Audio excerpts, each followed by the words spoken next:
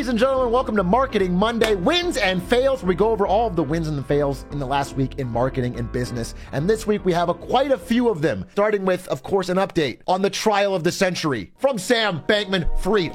Yes, the trial of the century. Last week we talked about how his close friend Gary Wang testified against him, even though they went to math camp together. And this week, the betrayal gets even worse, as his ex-girlfriend and CEO of Alameda Research, Caroline Ellison, took the stand to again leverage claims that he was the mastermind behind FTX's collapse, fraudulent stealing of customer deposits, and general wasteful bets on crypto. Now, SBF is being charged with these 7 crimes: 2 counts of wire fraud, 2 counts of conspiracy to commit wire fraud, 1 count of conspiracy to commit securities fraud, money laundering, commodities fraud, and they all serve maximum sentences of around 20 years for a lot of them. Again, we're looking at probably a minimum of 30 years for a light sentence if he is found guilty. Now, what's interesting is that Caroline Ellison here started off her testimony by pleading guilty to all 7 of these crimes, as did Gary Wang. Now, both of the major executives that have testified and are basically cooperating against SBF to prove his guilt in these crimes as part of their plan for leniency and a lighter sentence. And her testimony was dramatic. Now, they don't allow any camera footage, no electronics are allowed in the courtroom, so everything we have from inside the testimony is courtroom sketches. And I'll be honest with you, the guy doing the sketching was not very nice to her in this one particularly.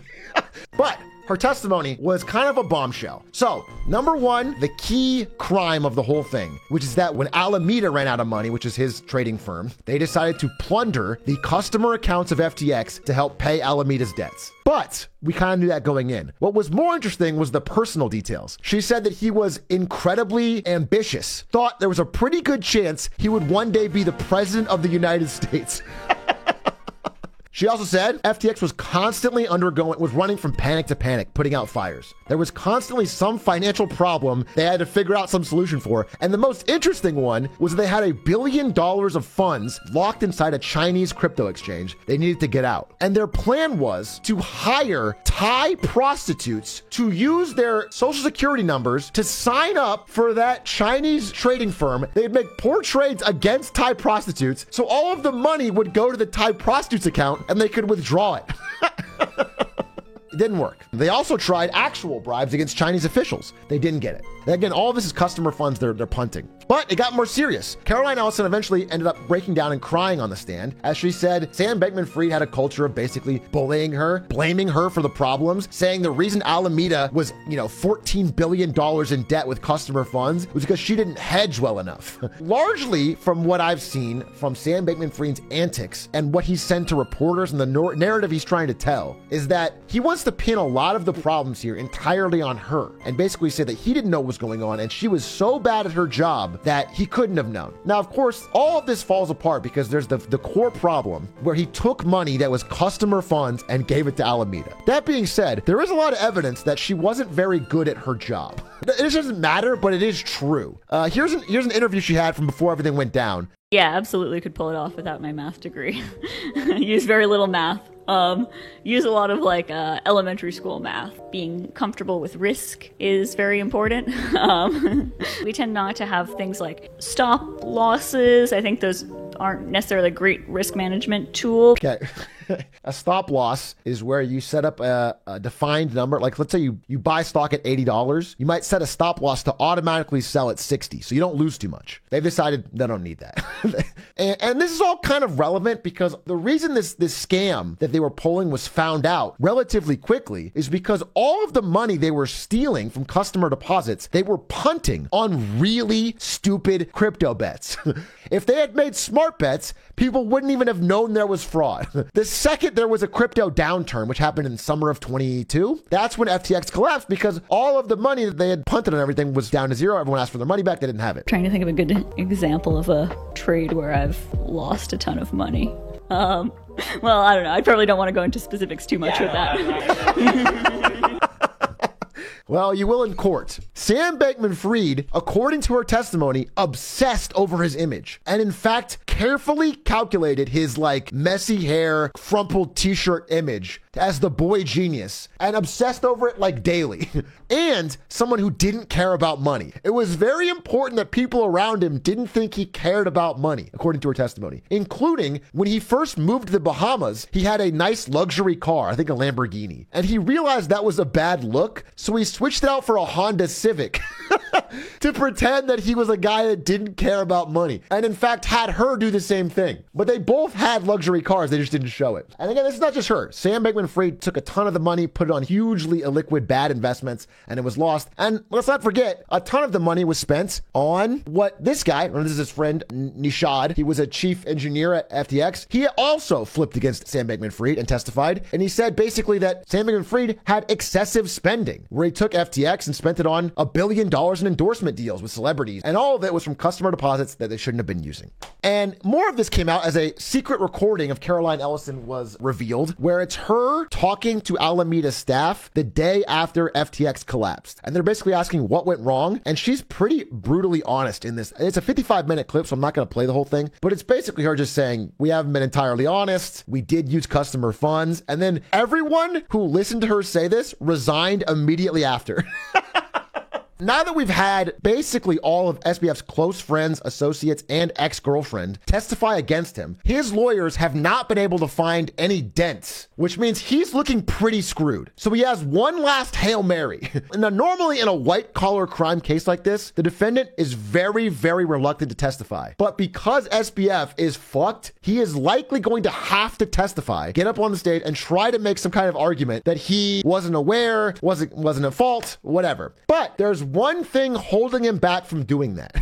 He doesn't have enough Addy. His lawyers have pleaded to the judge that he cannot be allowed to testify if he doesn't have a huge delayed release Adderall capsule that he can take in the morning of the trial. He does get prescribed Adderall from the prison that he's currently in, but he takes it in the morning, and by the time the trial is past 10 a.m. or whatever, he feels like it's worn off. And there was more evidence from Caroline Ellison's testimony that he was extremely addicted to stimulants of all sorts. He was taking a lot of stimulants and apparently thought he was God. He's probably going to need it for the testimony, and the testimony is very, very critical. Basically, it's his last hope to sway the jury in some way, and if he doesn't, it looks like he's going to jail. We're going to follow up again. I think next week will be probably the most important finale week where he goes to take the stand. But for now, it's looking pretty bad for our boy SBF. Now, I did not cover this on Marketing Monday because I think it's a jokey show and this is too serious and too recent a topic. But there is an angle of the conflict between Israel and Hamas happening right now that I do think is relevant to this show. And I wonder, who do you think is benefiting the most from this situation? Huge win goes to, apparently, Congress. Congress is benefiting quite a bit as they have been trading military stocks amidst the Israel-Hamas war for massive profits. All three of these American military contracting stocks have spiked. Lockheed Martin, General Dynamics, and Northrop Grumman. A bunch of politicians have gotten filthy rich off of this increase in stock price from both sides of the aisle. Nancy Pelosi's up there, Kevin Hearn's up there, Tommy Tuberville, Mark Green. All of these people who probably had advanced knowledge have all bought in either before or after into military stocks that have risen with the rise of conflict, which means they are directly incentivized and directly benefit from furthering conflict. It's a very cold take, but can we just ban stock trading from elected officials? It's fucked up. At some point, we have to ban. We've covered this for a couple years on Marketing Monday, and I'm seeing more and more stories of it. It's like they've realized there's no punishment and it's free money. So they're just using their access to advanced knowledge or advanced policy creation to get rich. And it fucking sucks. Yeah, nobody should be benefiting financially from this horrendous conflict. So the fail, I guess, goes to everyone else in America because bankruptcies are spiking to a near record high, primarily among small businesses. Small business bankruptcies are rising at the worst pace since the pandemic. What's interesting is this is not being super reflected in the unemployment stats yet because a lot of these are sole proprietorships. So you can imagine one of the places that rising inflation and economic shakiness is being felt is in people that have had their own one-person business where they do, you can call it gig jobs. And so it's not showing up yet in unemployment, but it is showing up in rising bankruptcies. People aren't getting the money they used to get and not at the freedom they used to get it at. And you can see here, this our line for 2023 is way above trend. That being said, people who are not sole proprietorships and are in their own jobs have just hit an average satisfaction score that is like at an all-time low since the peak of the pandemic. People are unhappy in their jobs. Employee satisfaction is at like an all-time low. Crazy. I don't know what the situation is here, but it's looking like people are more burnt out from their jobs than they've been before. People are more dissatisfied with their current job, and people feel like they want to switch but can't. So far, the only good news that we're seeing in the economy comes from the S&P 7, which is the top 7 stocks in our stock market. The S&P 493 is basically flat, and things outside of that are doing even worse. These are the only things, and everything's riding on these 7 stocks. I think the average or lower income Americans especially are hurting pretty bad. That being said, another big problem in America that I want to discuss, and I'm going to give this a lighter level discussion, but I think it's interesting. Not that we're badass freedom eagle rocket people. We are, don't get me wrong. But I want to talk about the national debt because I think it's something people don't really understand. And the numbers are getting crazy. So the national debt just hit $33.5 trillion. A number that I think none of us, myself included, can really wrap our minds around. But it's so staggeringly big and so much bigger than it was 5 years ago, 10 years ago, that it's worth talking about what that actually means. The national debt currently at 35 trillion. It's basically equal to the national debt of the UK, Japan, Netherlands, France, Ireland, Italy, Germany, Canada, and China combined. The United States runs a massive deficit every year, and we fill the gap not by printing money, but by issuing debt. This article right here says 33 trillion. This is from September 19th. So that means in the last month, it's gone from 33 trillion to 33.5. $500 billion in a month. That's crazy. Like that's we never used to have that. My entire life, we never had the debt expand that quickly. Here's why. So we had the big debt ceiling fight, which is basically a limit for how much debt the federal government can have at once. Recently, in the last debt ceiling fight, to avoid national default, they basically just suspended it. So there's no longer a limit. So right now, we're spending like at a level we've actually never spent before. We're just running the US black card.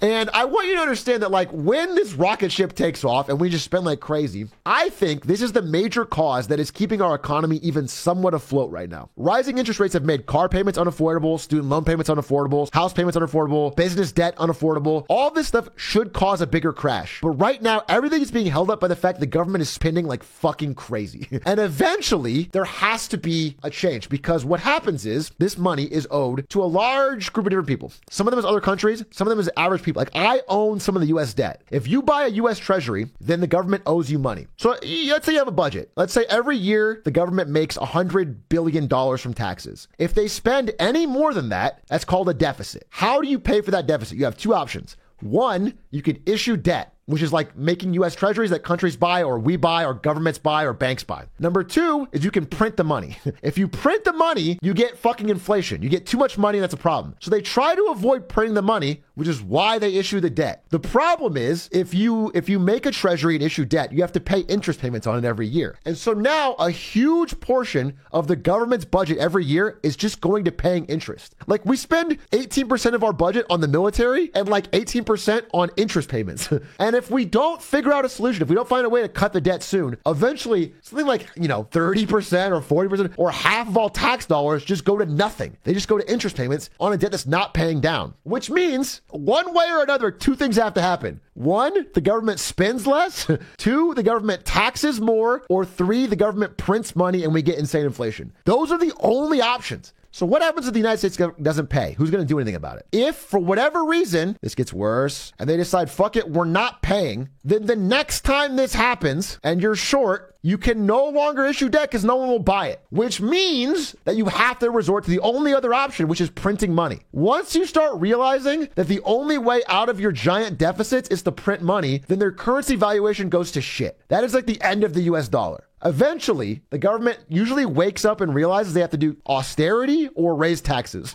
both of which fucking suck. And, there's a general sense that like government being a deficit and like running some debt is not a bad thing. The Great Depression, World War II, these were great times to go into debt a little bit, print some money to try and jumpstart the economic engine. The problem is we have been issuing more debt than ever during the good times. What happens is like we've run out of this tool for when the bad times really come. That's my big concern. So I just want to give an update on that. I also wanted to do that because I'm going to talk about China later, and I wanted to be sure that I'm talking about U.S. debt as well. That being said, I want to take you back from the edge a little bit. Everyone's worried or sad about that. I have a way for us all to make a ton of money. In the past year, you could have put your money into stocks. That would have netted you, if you invested in a broad base of all stocks, primarily weighted towards the top 7, you would have made 17.7%. Pretty good. You could have put your money into gold. Gold over the past year did fine. You would have made 16.9%. You could have put your money into Dogecoin, which exactly 1 year ago is the exact same price as today. So it would have been 0%. You could have put your money in US Treasuries. I'll talk about this. This is what the government does when they have a deficit. They issue treasuries. You could have earned 4.5% on your money, which is relatively high. But all of these 1 year returns pale in comparison to one asset. Ladies and gentlemen, over the past year, I'm talking about CSGO skins. 32.5%. Now, the market is a little bit down, but that does not mean it has not been a great investment. If 1 year ago, you took every dollar you had and put it in a broad-based index of CSGO skins, you would be up more than Warren Buffett.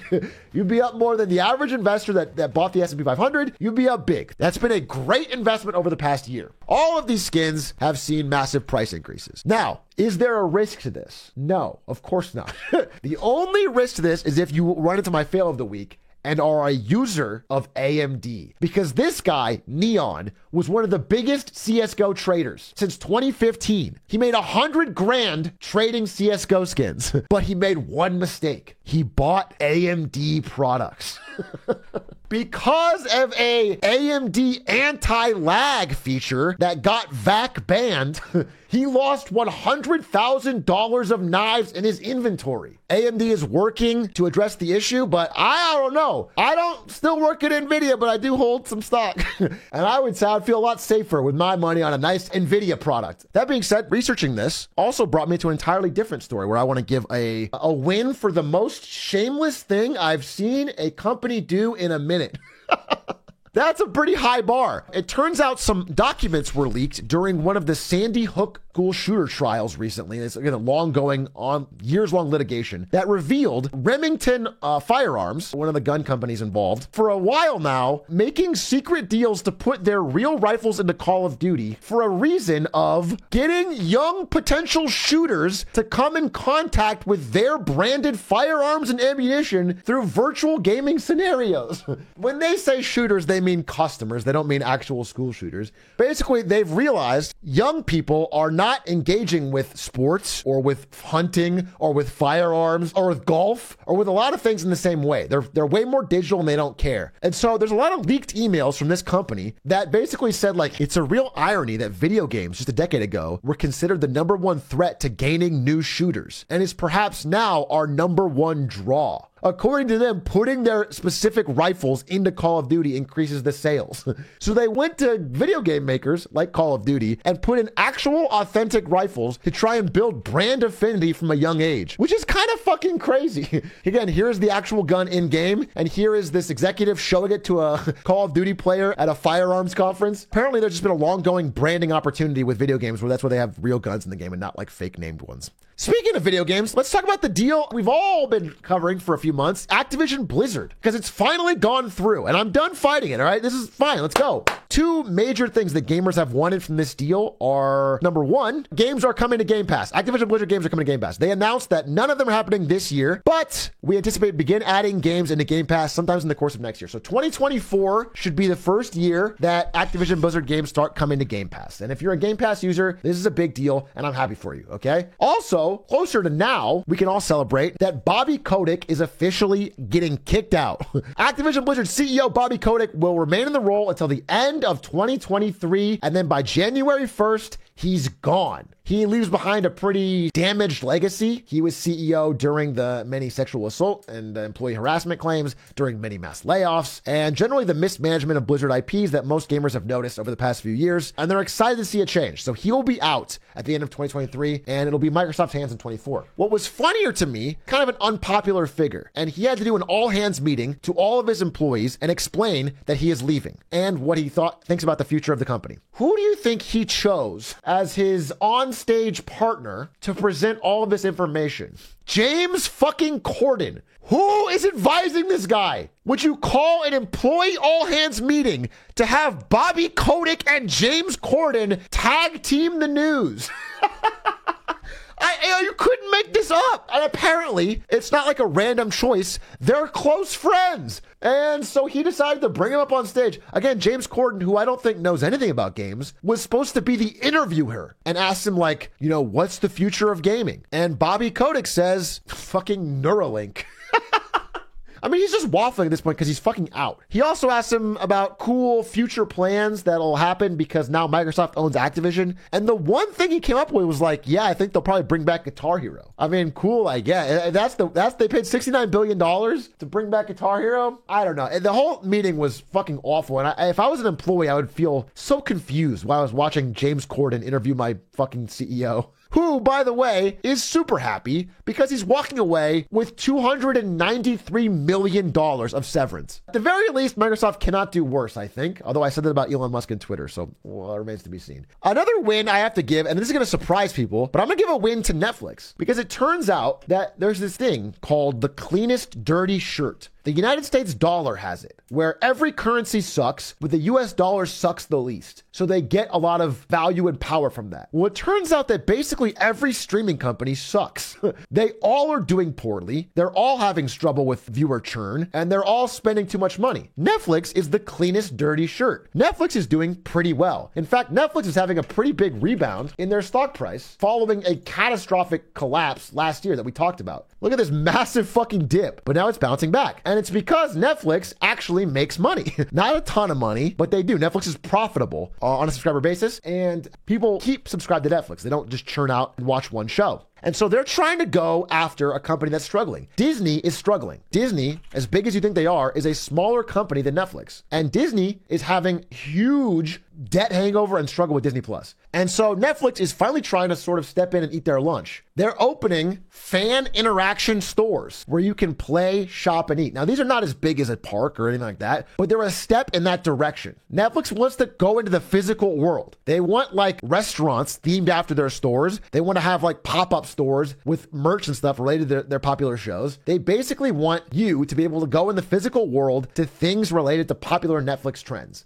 They do have a history of making it work on a small scale. So Netflix did an IRL Bridgerton pop-up experience where you could like see dancers and have custom food and live music. And this did really well. Like there was a lot of positive feedback from fans. And you can imagine if they had a place where they could run something like this all the time, just for super fans, it could work. It could be successful. Any one of these could have like a weekly pop-up at a Netflix house. And if you're a fan of that show, you go by and there's merch and I don't know, interviews or whatever. There could be things like that. And what it means, though, if you zoom out, is that they're really just like openly targeting Disney. Disney is weak, Disney is stumbling, and Netflix is hungry. And they want to try and push in on Disney's territory. But the biggest win in all of the world this week goes to a company called Archax in a country called Japan. Because things are okay when they're outside of Japan, but I think we can all agree they're cooler when they're in Japan. And that is because, as of this week, they have revealed a life-size functional Gundam by a company named Tsubame. It only costs $3 million. Functional in quote. I mean, I think you can write it, but it doesn't shoot. Which means Elon Musk is capable of buying 84,000 of these and creating a Tesla army. So anyway, yeah, the fail this week is for Godzilla. And that, there's been a lot of geopolitical tension between Japan and China. And so this might tip the balance back in Japan's favor. But to find that out, we'll have to do a segment much beloved. Ladies and gentlemen, without further ado, 我在北京 chills, dude. What's up in Beijing is bromance, okay? Because Putin landed in Beijing today to hang out with his, quote, very dear friend Xi Jinping in a show of no limits partnership. Again, ever since the war in Ukraine, China and Russia have become a lot closer, largely due to increased economic ties around energy. Because Europe was no longer buying Russian oil and natural gas, Russia found a great buyer in China. And so now China has become basically the sole or major buyer of all of Russia's oil and natural gas. And they've become much, much closer allies. And so that's what's going on right now in China, is those two are meeting and solidifying their partnership. But there's a larger reason they're there, and that's called the Belt and Road Summit. So Xi Jinping got a little tipsy and has been talking about the future of what's called the Belt and Road Initiative. If you don't know what that is, it's an idea that he came up with in 2013. And it was an idea to create a lot of infrastructure that connects all of these countries across the world in Africa, South America, Russia, Southeast Asia to China. Basically a bunch of like pipelines, roads, docks, shipping lanes to create a network of things that basically cut out some of the Western countries, the United States, and have a different infrastructure where they can get resources and stuff to China. And this spent a lot of money. He announced they have to cut back a little bit on spending. They're kind of rebooting it. It turns out there was some flaws. So they spent a fuck ton of money, $125 billion a year, pretty much every year since 2013. Some of these things paid off and some of them didn't. A lot of them were involved large loans to developing countries to build infrastructure that could then link them to China. The problem is not all of it got built and most of it is not getting paid back. And so they had to give them a lot of like extra lending, like bailouts, basically. They've had to bail out African countries they've loaned to, some South American countries they've loaned to, and that money started to add up. And so this meeting is like kind of a reboot where it's going to be smaller, more focused on like targeted projects, green energy projects, things that cost a lot less money. And part of the reason for this is that China, there was a whole new crop this week of Xi Jinping downline articles. We talked about Country Garden, China's largest real estate developer, basically not paying its bills, going under, but they had a 30-day grace period where they could figure it out. Well, tomorrow is the end of that grace period.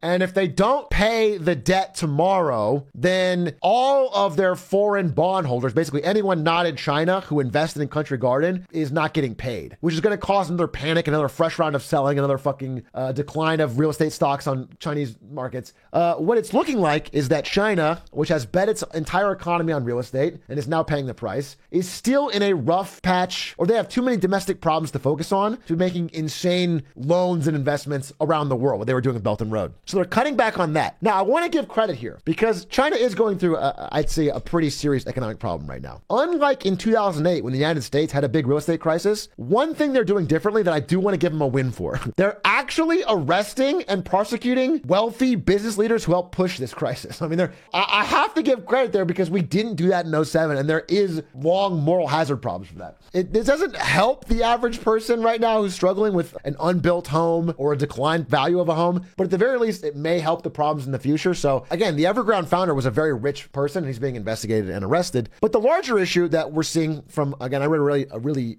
great article that I'll link in the description for the video, discuss the fact that like China is either waking up to the fact that they either have to spend a bunch of money on stimulus to try and turn things around, or they reshift their priorities and they don't care as much about getting rich, quote, getting rich. And it seems to be that Xi Jinping is of the second philosophy. He does not care as much about, quote, China getting rich and more about power, which basically means technological superiority and military prowess. China has vastly increased their military budget in the past few years. People estimate it as much smaller, but the articles seem to look into it, see it closer as 700 billion, which is only a little bit behind the United States' 850 billion. Basically, there was a great quote from a guy who's an expert on Chinese debt policy and Chinese foreign policy that said, all policies are now determined by Xi Jinping himself, and his priorities are spending money to engage in a technology and national security race with the United States. Basically, they've sort of recognized the real estate problem is going to keep creating more whack-a-moles that they have to spend money on. So they're going to cut spending on some of the Belt and Road stuff and really focus on stronger military and stronger,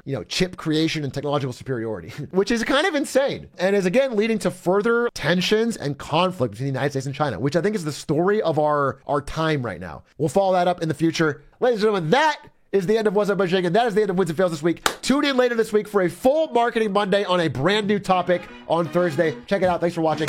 I appreciate you. Check it.